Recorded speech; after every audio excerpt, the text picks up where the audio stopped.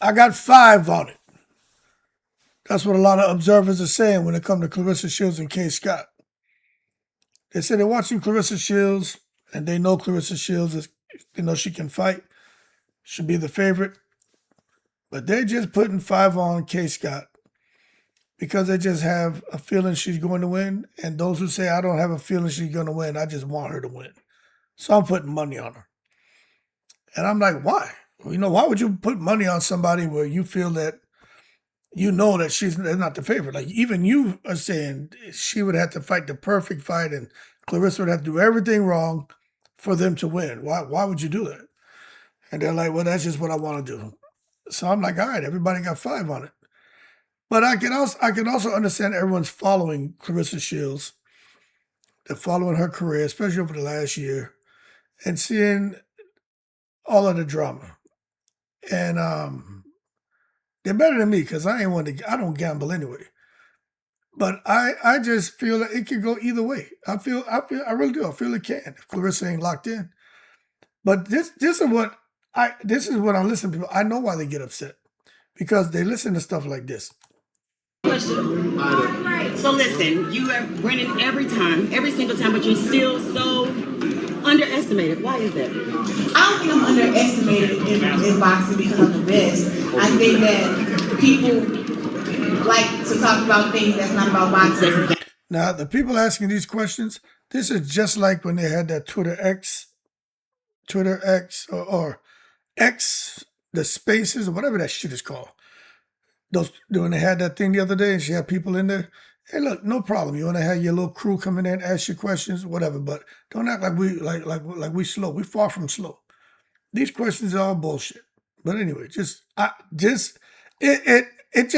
entertaining to me. But people really get bothered by this, and I can understand. Just listen to this. Exactly right. I think that's it. I think that when it comes to my boxing, you can't say anything bad about it. Like, I'm undefeated, 2 Olympic gold medals, 19 world titles. Fine. All you say it. I think that's why I think people just like need to focus on the positive. Just give me a second. Thank you so much. Give me a second. Said people need to focus on the positive.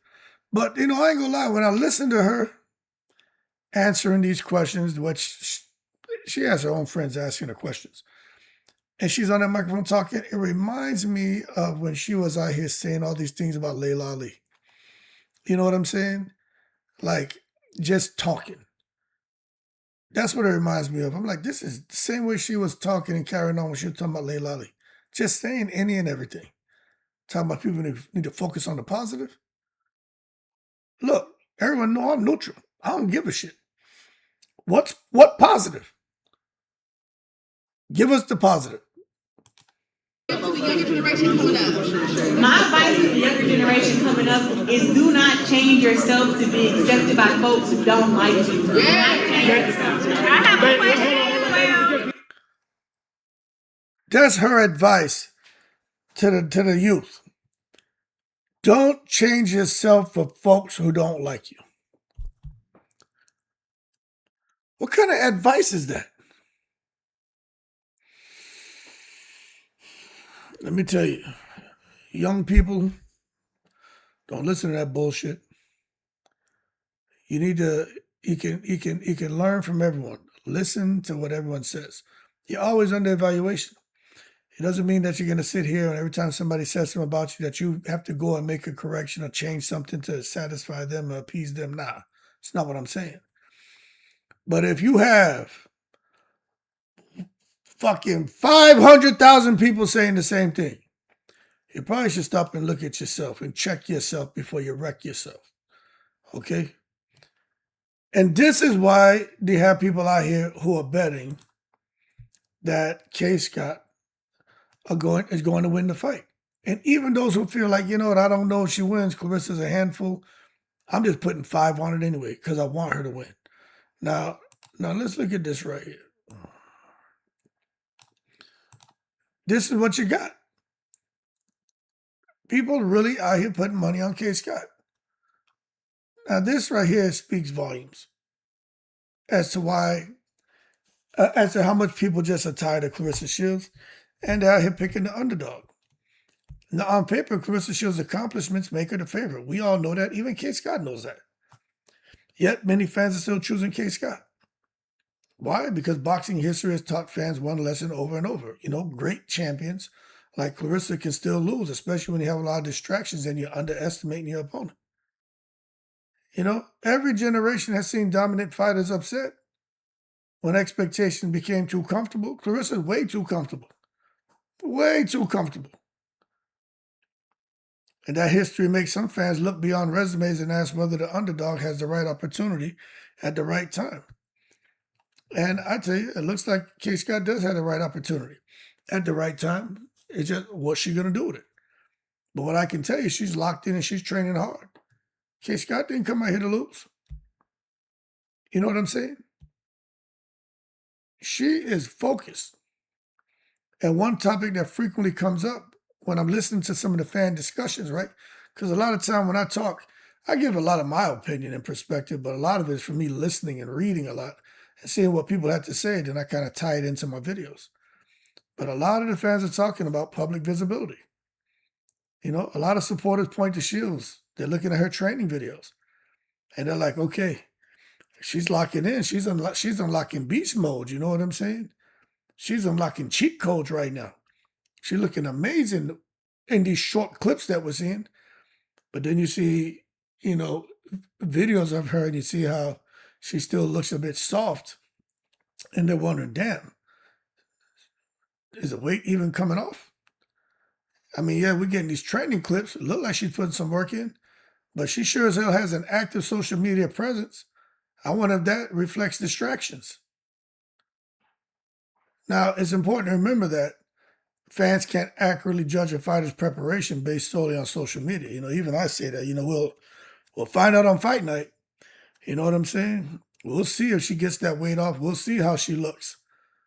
But I can tell you many elite athletes post regularly while maintaining disciplined training camps. It's just when you watch Claressa, we're expecting to see that body transform. And it doesn't seem to have done that much. The upper body, yeah. The arms, yeah. Look like I just saw a little video of her today. And in the upper body, you can see that, she's toning up.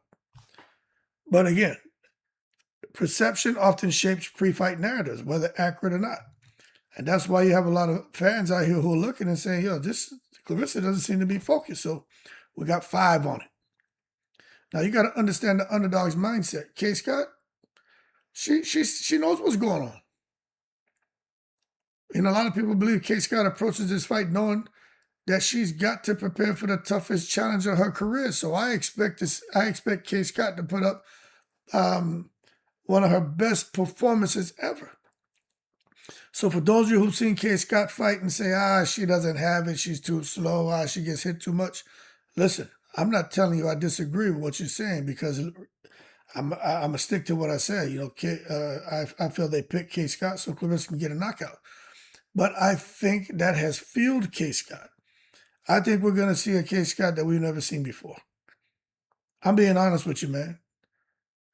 I just think when I sit here and try to understand what may be going on internally with Kaye Scott, I think she understands, you know what? Oh, I'm an underdog? Okay. I got it. No problem. Y'all put 5 on it. Because now I got maximum motivation. I got a complete focus.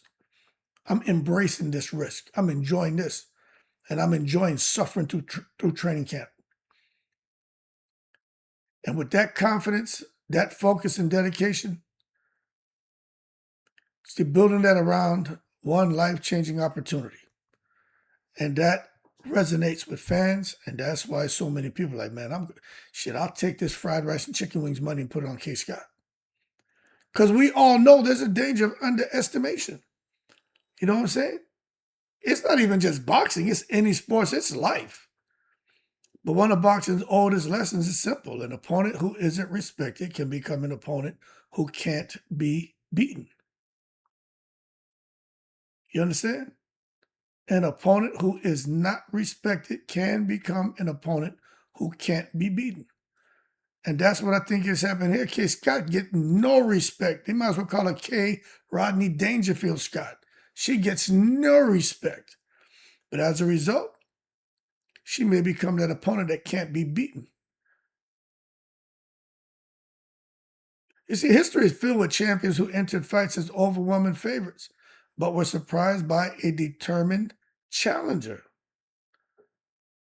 The common themes include, like Claressa, she already looking ahead to 2027. She already looking ahead to, fighting somebody after Kaye Scott in 2027, having a fight and having a family. And she is not even thinking about the possibility of losing. And I'm not saying you should be thinking about that, but she seems like, I'm going to knock Kaye Scott out. Like, she's just out here like, this is going to be easy.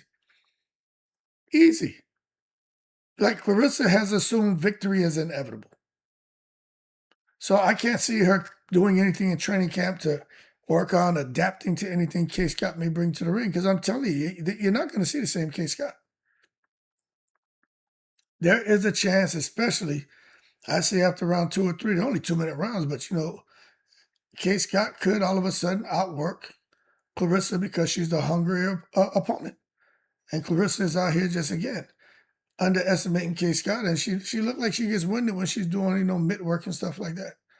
Now, I don't know what she was doing before she got on the mitt. She could have ran 10 miles. She could have did, 8 rounds on the heavy bag. She could have jumped ropes, 8 3-minute rounds, 10 3-minute rounds. I don't know.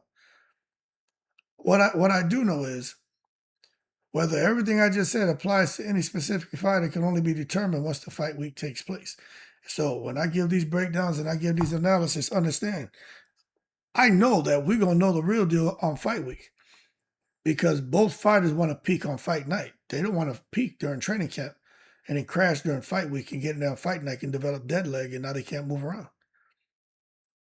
And this is why it's extremely important to really understand this whole nothing to lose, everything to gain saying.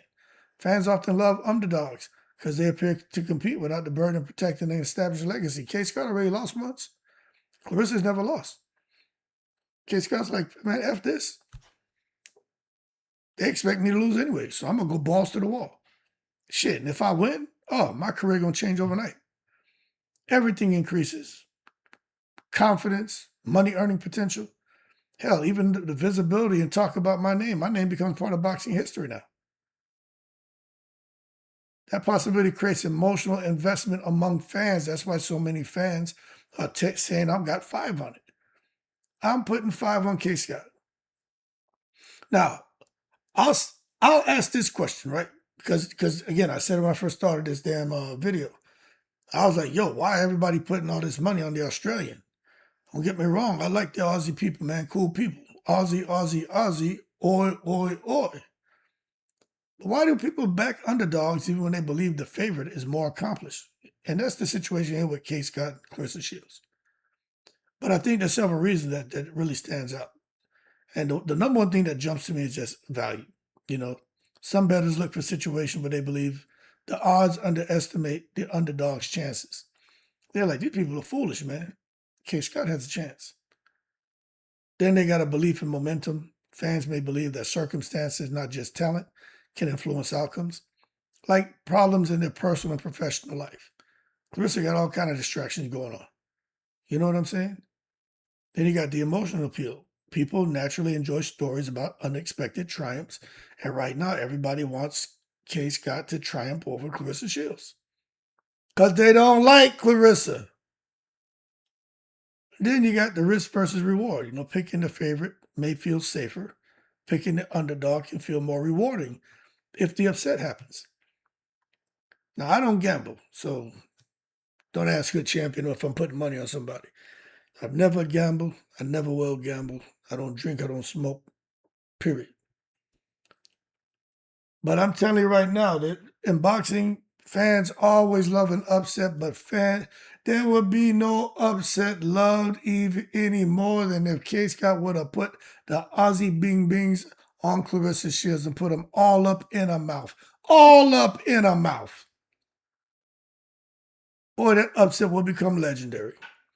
Because it remind everyone, and especially Claressa Shields, that no champion is unbeatable.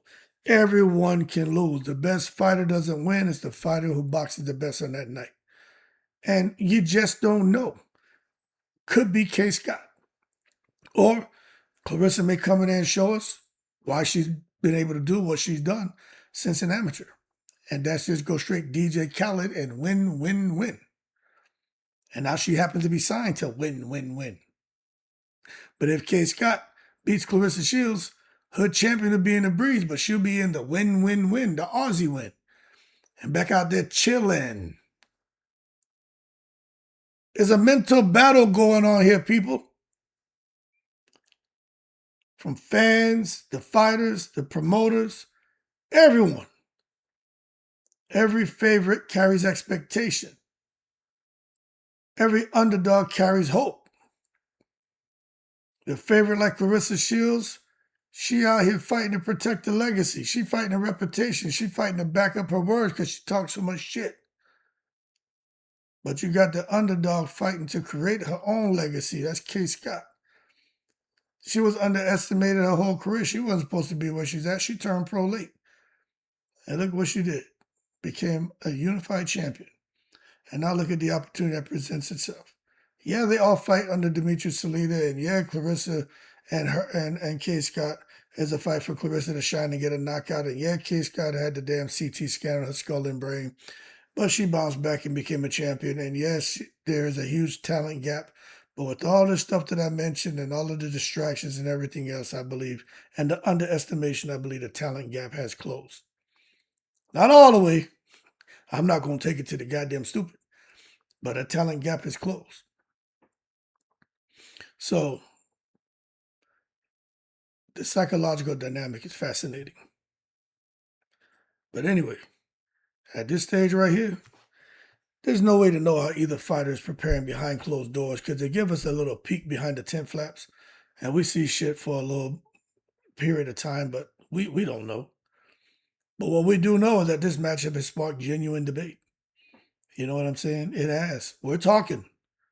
We are talking. And the supporters of Shields point to her unmatched resume and championship experience. Some are looking at Tim Tszyu and the shocking upset of Tony Harrison a few years ago, and now him shocking Earl Spence Jr., saying the Aussies have something special about those hands, and maybe it's going to show up in Kaye Scott. She's going to catch the Australian glow and put the bing bings on Big Whoa. But I just think a focused underdog with nothing to lose can become exceptionally dangerous. And when that opening bell rings, public narratives disappear and only performance inside the ropes will matter. And if it goes beyond round 3, which I'm telling you, I think Kaye Scott's conditioning will show up in Claressa, maybe in the breathing hard, and we could have a very competitive fight. But y'all keep putting 5 on it. You may convince her champion to go take a little bit of that fried rice and chicken wings money and go on out here and put some money on somebody. But right now, I'm about to chill. Keep cool. I'm in the breeze.